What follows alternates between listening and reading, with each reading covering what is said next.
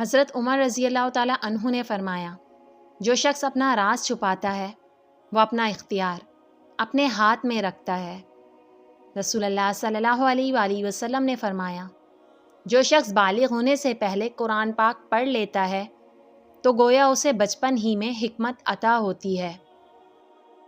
حضرت انس رضی اللہ تعالیٰ عنہ فرماتے ہیں، حضور صلی اللہ علیہ وآلہ وسلم کا رنگ سفید روشن تھا۔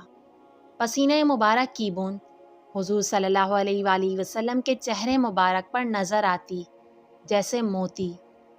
رسول اللہ صلی اللہ علیہ وآلہ وسلم نے فرمایا، لوگوں پر آسانی کرو، سختی نہ کرو، اور خوشی کی بات سناؤ، نفرت نہ دلاؤ۔ رسول اللہ صلی اللہ علیہ وآلہ وسلم نے فرمایا، جس نے ٹھنڈے وقت کی 2 نمازیں وقت پر پڑھیں، فجر اور عصر، تو وہ جنت میں داخل ہوگا۔ حضرت محمد صلی اللہ علیہ وآلہ وسلم نے فرمایا، دنیا سے بچتے رہو، مجھے خدا کی قسم یہ دنیا ہاروت و ماروت سے بڑی جادوگر ہے۔ رسول اللہ صلی اللہ علیہ وآلہ وسلم نبوت کے بعد فرمایا کرتے تھے، میں مکہ کے اس پتھر کو بھی جانتا ہوں جو مجھے نبوت سے پہلے سلام کیا کرتا تھا۔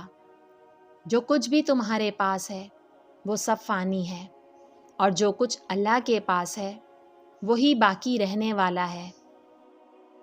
رسول اللہ صلی اللہ علیہ وآلہ وسلم نے فرمایا، جب ایک جوان انسان توبہ کرتا ہے تو مشرق سے مغرب تک کے قبرستانوں میں 40 دن تک عذاب ہٹا لیا جاتا ہے۔